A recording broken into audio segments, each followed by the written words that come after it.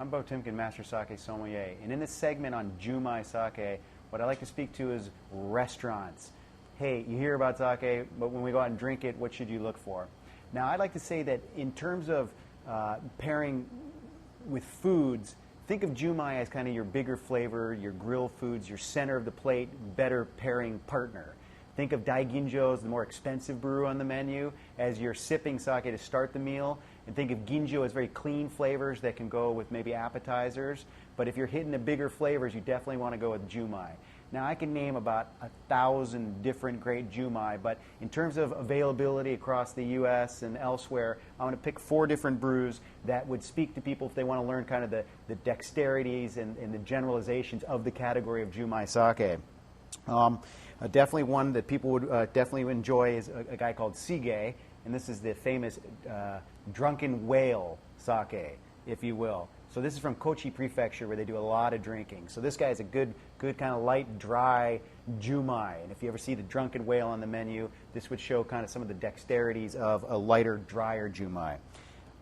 On that front, a lot of people know the name Otokoyama, which is from Hokkaido Prefecture. This guy is one of the king. It's the #1 imported sake, #1 imported Junmai sake into the United States.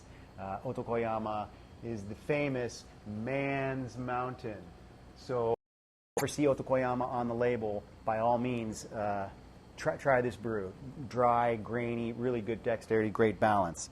Now, from Miyagi Prefecture, you get a good brew called Uragasumi. Now, this brew is one of the stalwarts in the industry. These guys have made a very famous yeast that is nationally recognized.